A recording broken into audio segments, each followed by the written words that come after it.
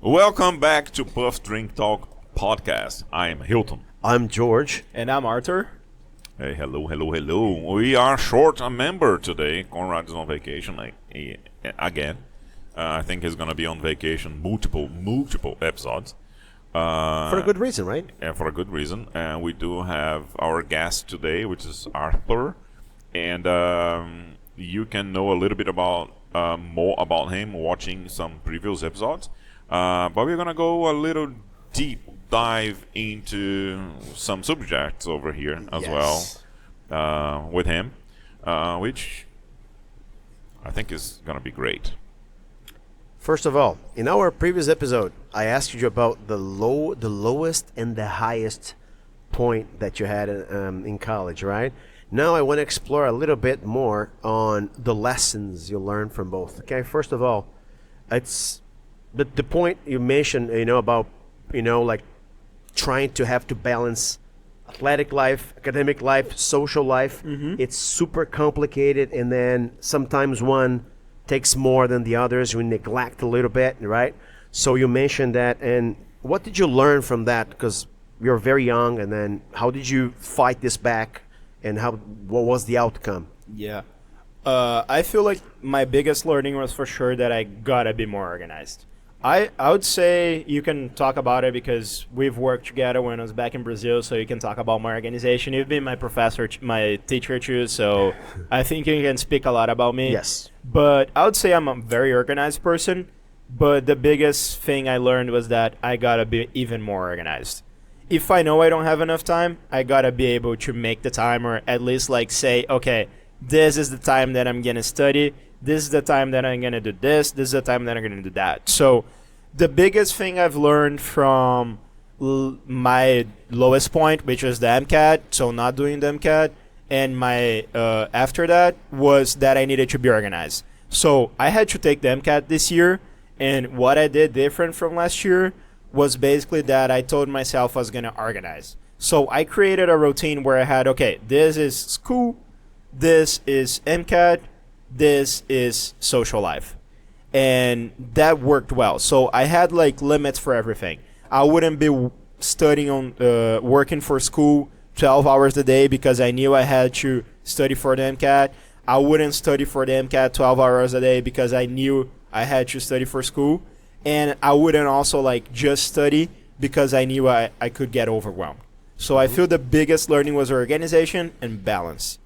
Creating like kind of a balance where you're putting a lot of effort into everything, but at the same time you're not burning yourself and getting overwhelmed. So But I also know that besides that, you also look for help, right? To have a therapy working, you have other people supporting you when you need it the most, right? Is that true? yeah, that's true. That's like also something I learned, and it's very hard for me. I'm not gonna lie. I'm a person that I don't look for other people. Like usually, like I like to deal with my problems alone because I feel they're my problems. And one of my biggest learnings from last year and end of last year and this whole year from until up to this point, it's the fact that like I can count on other people. I can go and talk to them. I can like confide to them and like see what their opinion is and have like kind of a support network. And that's also really important. It's a really good learning. So it's a good point that you brought up. And I know that because you reached out to me. You when you needed to, like just toss up ideas. You came up to me. I think you have the support from your family too, right? So that was important. I think that's a very important learning from this. Like I can't do everything on my own. I need my entourage. Yep. I need to be to be supported, and also I think this is great for if you want to be part of any community, and you realize that maybe I'm gonna be humble here. I'm gonna apply a little bit of humility, and I'm gonna look for help. Yeah. One thing that it's a common thing that happens, and I've seen a lot of even memes, which it's not even a meme because it's so serious. Like people, going around and asking men, like young men, right? hey, when you have a problem, who do you go to talk to? And then they always answer like, no one. I just tough it out. Do you know what I mean? And this is such a common thing Yep. because we men think that we can just plow through. Do you know what I mean? Instead Handle of it. like having a support or a group of friends, close friends that we can actually open up and talk. I feel there is like a stigma with like men being tough and having to like always tough it out and never ask for support because I don't know, we're men. So that's like something it needs to change. Like I think I don't know if I ever mentioned that to George, but I know I've mentioned a couple times to my dad because when I started doing my therapy, he looked at me and was like, "Why are you doing therapy? Like, do you need it?" And I was like, I looked at him and I think everybody needs a therapist. You can be like, I don't think anybody's perfect. I think everybody has problems. And I would say nowadays I'm doing really good, but that doesn't mean I don't need my therapist. Like, just having someone to be there for you and like having that person, it's amazing. So I would say we got to break the stigma of like toughing it out because we're humans. Everybody's a human. So Yeah, our brains pretty much work the same way, right? And of course, men normally look for something completely different than women look for, but that's just nature, right? I should say it's just nature, right, George? George knows more about these things than I do, but yeah. I would say it's more cultural than nature. You know, like it's just the culture we built. No, that- I mean like on like deep down and what men look for in life and women look for in life. I would say like adding to that, it's a little bit of both. I would say it's a little bit of a culture because we've been like that ever since we know humanity. Yeah. But at the same time, there is a lot of biology into that. I feel like hormones and different levels of hormones and different levels of other things in the body would also add up. So I would say that it's a cultural thing, but it's also a hormonal thing. So I would like make the combination of both. That's a good point. I think, yeah, spot on. I think culturally things became probably because that's how, since the hunters and gatherers, right? So the men would have to go and hunter because the women is gathering. I don't know. I don't know if that's the case, but the way it is these days, everybody can be a hunter and everybody can be a gatherer, right? So we made it so easy for us, right? With technology these days and everything like that. So I don't know if that how the conversation was gonna take place, but it's part of because that. It's the learning that you're Yeah, asking, yeah. Arthur, in there. But yeah, It's more about how you react to that, and then when you look for help, and just complementing this philosophical topic is way above my pay grade. If you ask me, I would say that that's my 2 cents on this. We evolved as a society, as communities, as a society. We evolved too fast, and we don't know our feelings. You don't know how situations, like external, how the external impacts our body, our necessities. Like, we are very confused. We should study more emotions in school, and we don't. So it is hard because then we accept. We don't. If you don't have thinkers, we accept the structures the way they are. And then we just have a repetition of mistakes, a repetition of privilege to some people or not. So I think there is a lot of cultural aspects there. The biology is there, of course, but I think it's just the way we manage this. I don't like to rely only on We the keep on- biological point. when we are thinking, we keep on talking to ourselves, right? We keep every time that we're thinking about anything, and then we are talking to ourselves. It's like almost like we're having a conversation with ourselves every single time. So I think that's why men. I can only talk from a man perspective. So I'm always like thinking there is a problem, like I'm thinking, what is the solution for that problem? And then I'm also thinking, like, what can I make or build or whatever it is that actually is going to make my life a little bit easier with anything that I do. That is that aspect of, improvement, because we're always trying to improve on something. Yeah, yeah. Right? Yep. Yep, buddy. Now let's talk about the highest point, right? So you mentioned that the highest point of your 4-year college experience was, the graduation. And tell us a little bit about this, because he won't say that, but he graduated with Summa Cum Laude. I tell him, like, I even posted like with the song, about that, and which puts you among the best students in school, not only among athletes, but and I kind of I'm conflicted, because first you mentioned that, oh no, I learned I have to, but then at the end you went there and you got a Summa Cum Laude, so how is that? Because that is also a closing of all that you learn, Before he answers it, after we had that conversation in your house smoking a cigar, Yes. and then I had one-to-one with a friend of mine, Luis, and he's a residential commercial insurance guy.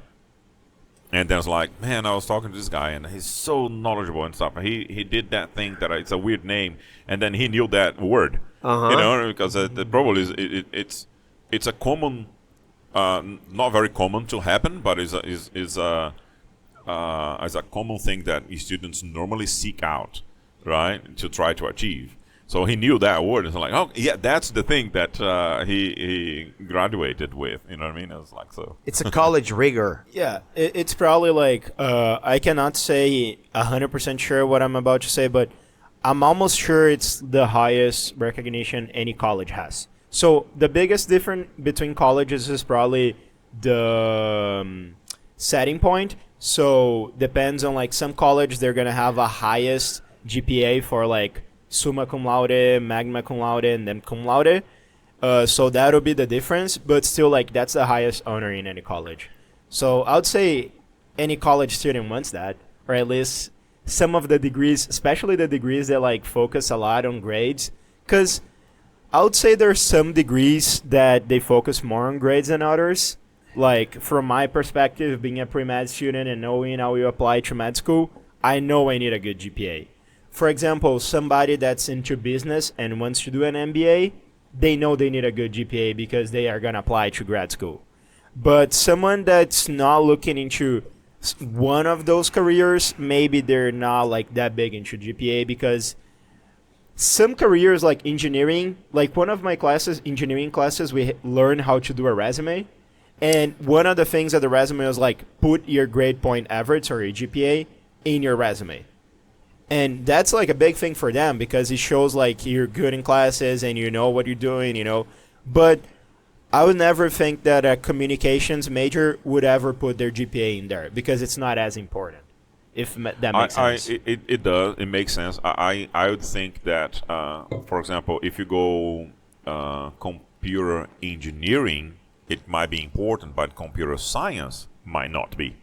It's not really that important because what's important is, do you know how to code? Do you know how to analyze a system and stuff? Yes, but it's pretty much more into, can you really talk to somebody to extract that? So, and that is actually the interview process with that person.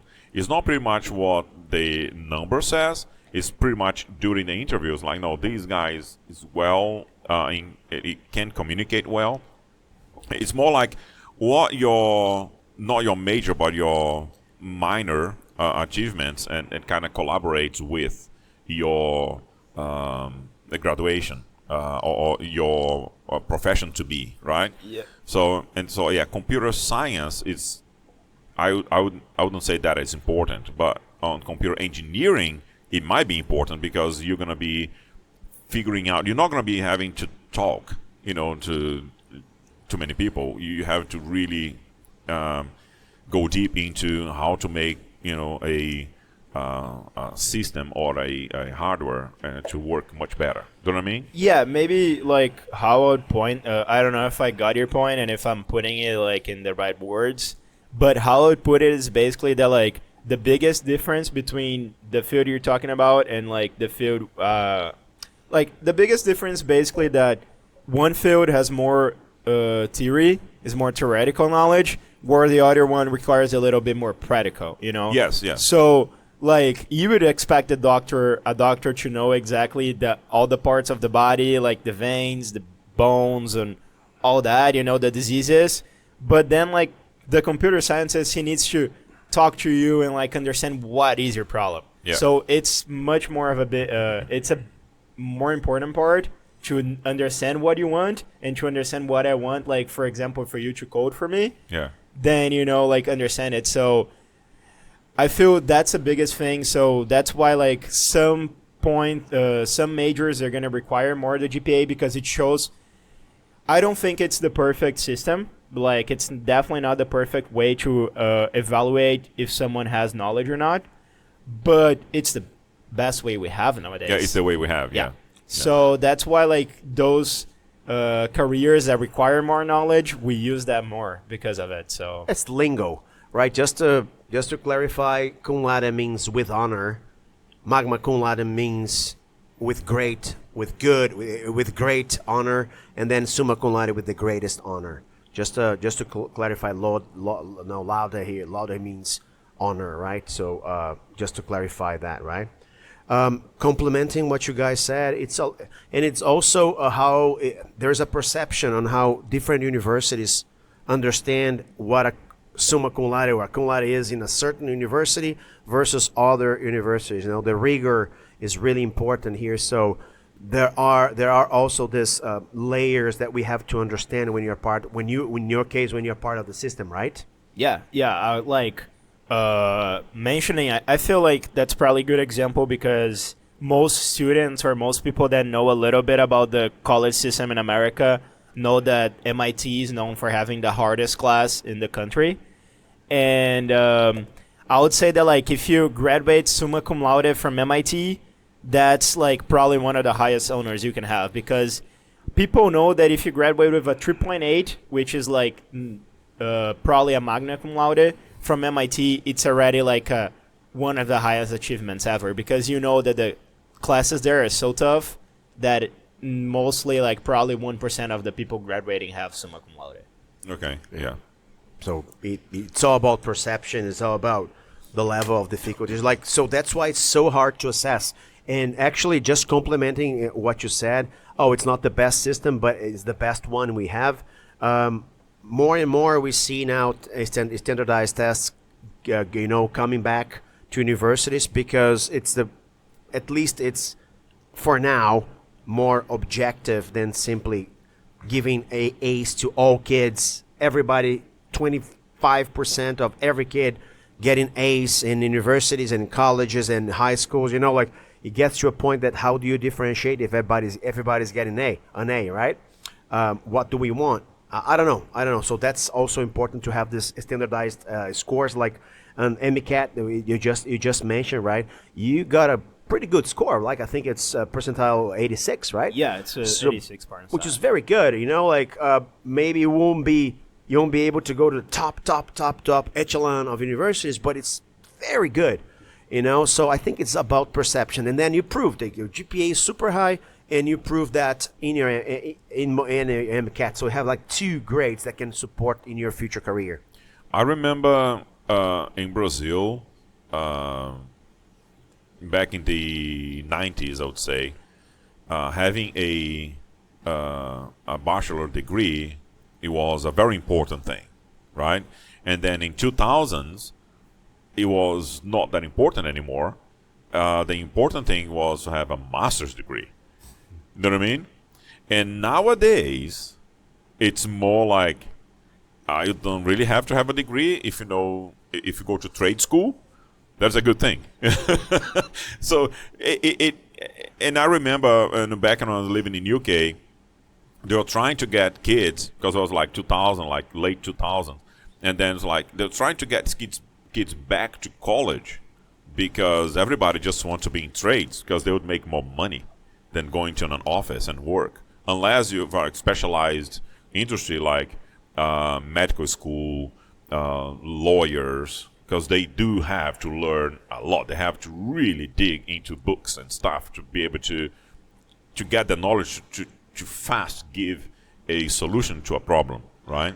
And actually, this is actually the topic of our next podcast. Exactly this, this term that we know that go to college or not. Exactly what I wrote here. My last point in our. So I want to explore that. That's yeah, you went. Did I go to the right place? Exactly. That's the perfect segue for us. Synergy here, guys. Exactly. That's synergy. Come exactly. on. So as soon as Unscripted. Exactly. As we are wrapping up, I would say that's going to be very polemic, very very controversial. Okay, so we're going to go over that. About debts, about student loans, about how hard it is. Is it worth it or not? That's going to be our discussion. So stick with us. Okay, we are wrapping up.